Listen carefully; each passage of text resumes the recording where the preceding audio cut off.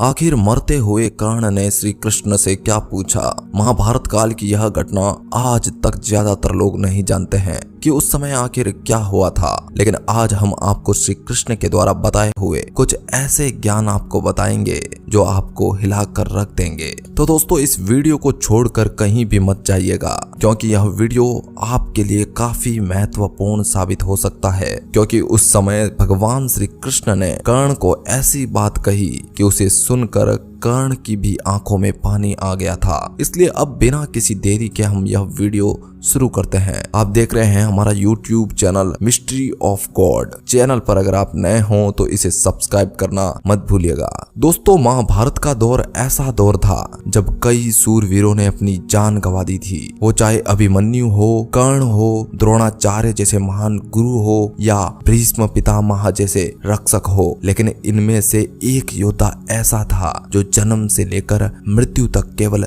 दुख ही सहन करता रहा। वह कोई और नहीं बल्कि सभी के प्रिय अंग प्रदेश के राजा अंगराज कर्ण थे, जो अपने पराक्रम और शौर्य के कारण पूरे भारतवर्ष में मशहूर हो गए थे। भले ही उन्होंने महाभारत के युद्ध में कौरवों के दुर्योधन का साथ दिया था, लेकिन वे कभी भी धर्म के मार्ग से नहीं भटके थे।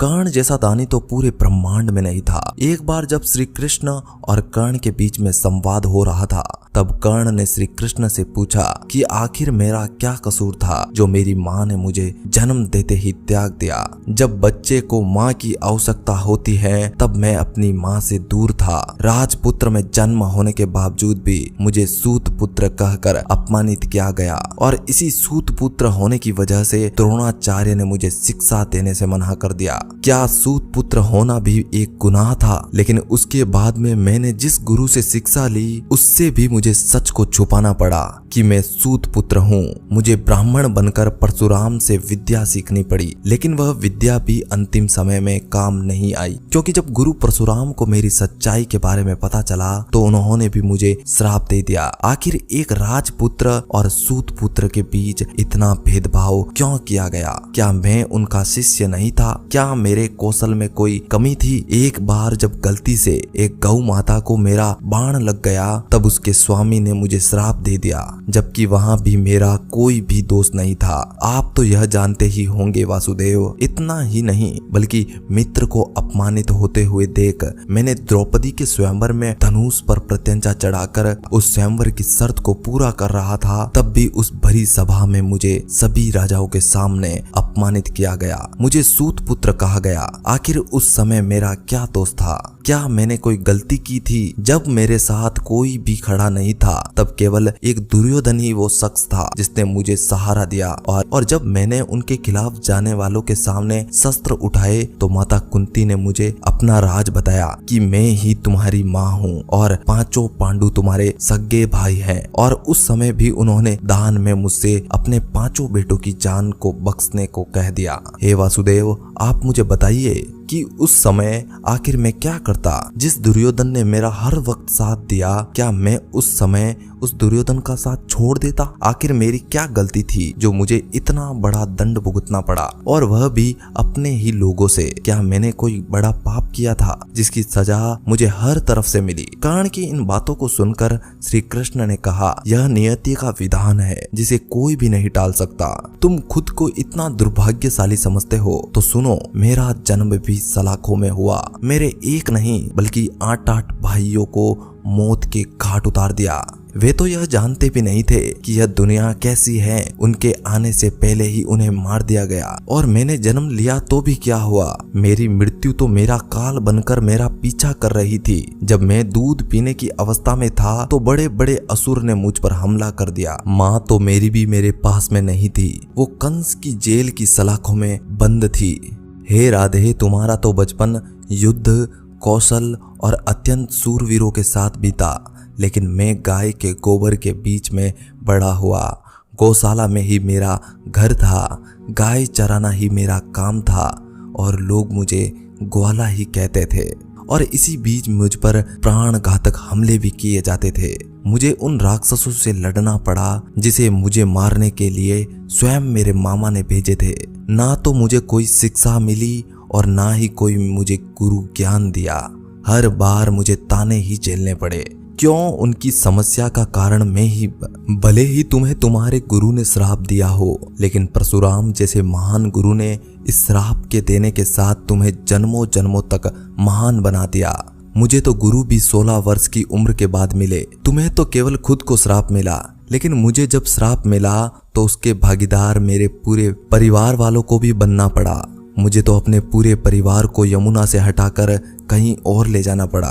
उन्हें जरासंध से बचाने के लिए मुझे ऐसा मजबूरन करना पड़ा। मुझे रण छोड़ने की वजह से रणछोड़ भी कहा गया। अगर तुम दुर्योधन की तरफ से लड़ते हुए मारे भी गए तो तुम युगों युगों तक लोगों की जुबां पर रहोगे, और अगर तुम युद्ध में जीत जाते हो तो तुम्हें बहुत शौर्य मिलेगा। लेकिन इस युद्ध से मुझे क्या मिलेगा? बल्कि मैं तो यह युद्ध लड़ भी नहीं रहा हूँ।